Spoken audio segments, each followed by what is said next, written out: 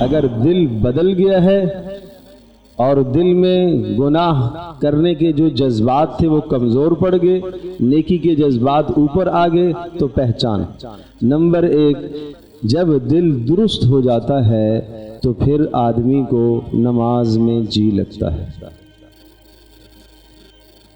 Number 2، قرآن کی تلاوت میں لطف آنے لگتا ہے، مزہ آنے لگتا ہے۔ تلاوت کرنا جب شروع کرتا ہے تو بس کرنے کو جی نہیں چاہتا،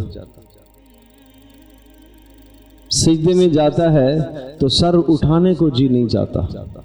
اس کا مطلب یہ اللہ سے تعلق بن گیا ہے، روزے کا مقصد حاصل ہو رہا ہے۔ تلاوت میں بھی جی لگے، نماز میں بھی جی لگے، مسجد میں جی لگتا ہو، مسجد میں آنے کے بعد انسان کی روح کو فرحت اور خوشی محسوس ہوتی ہو، یہ اس بات کی نشانی ہے کہ اس کا دل درست ہو رہا ہے۔ اسی طرح سے گناہوں کی مجالس سے نفرت ہو جائے، جہاں پہلے بیٹھتا تھا دوستوں کے پاس گھنٹے گھنٹے بیٹھ کے غیبت کرتا تھا، اب نہیں جاتا، مجلس بدل گئی ہے اس کی۔ اب کوئی اچھی مجلس ملتی ہے تو وہاں بیٹھتا ہے، گناہوں کی مجلس میں نہیں بیٹھتا۔ تو اس کا مطلب یہ ہوا کہ روزے سے فائدہ ہوا ہے، کچھ اندر انقلاب پیدا ہوا ہے، کچھ اندر ذہن بدلا ہے، دل بدلا ہے، اس کا دل اللہ کی طرف آیا ہے، یہ اس کی پہچان ہے۔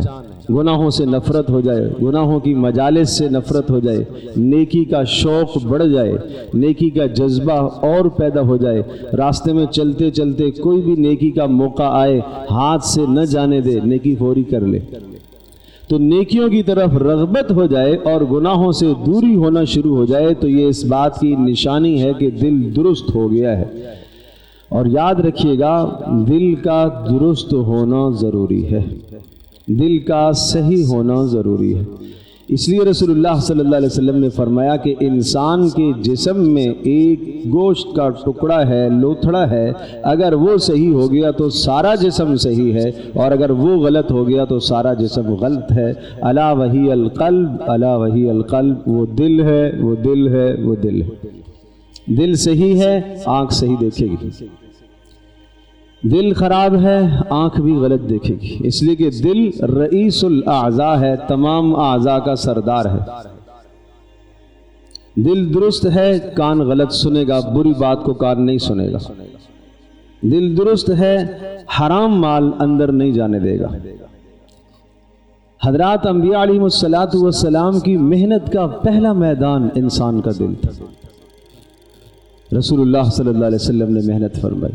اور سورۃ الشمس والشمس وضحاها والقمر اذا تلاها والنهار اذا جلاها والليل اذا يغشاها والسماء وما بناها والارض وما طحاها ونفس وما سواها۔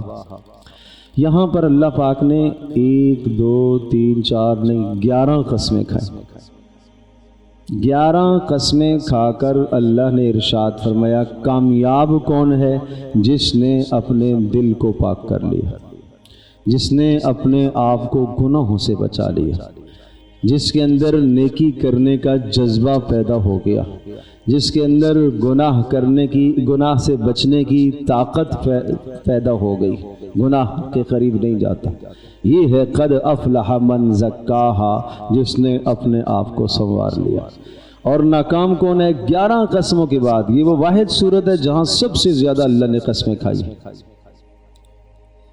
اور رسول اللہ صلی اللہ علیہ وسلم کیا دعا مانگتے تھے؟ اللہم آتی نفسی تقواہا وزکہا فانت خیر من زکاہا انت ولیہا ومولاہا۔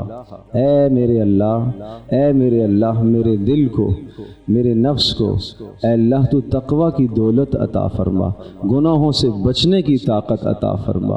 اے اللہ تو بہترین تربیت کرنے والا ہے، اے اللہ تو ہی مجھے بنانے والا ہے، دل بھی تیرے قبضے قدرت میں ہے، اے اللہ اس کو نیکی کی طرف بدل دے۔ یا مصرف القلوب، یا مقلب القلوب، حضرت عائشہ رضی اللہ تعالیٰ عنہ فرماتی تھی کہ کثرت سے میں رسول اللہ صلی اللہ علیہ وسلم سے یہ دعا سنتی تھی، آپ فرمایا کرتے تھے یا مصرف القلوب صرف قلوبنا علی طاعتک، یا مقلب القلوب ثبت قلوبنا علی طاعتک علی دینک۔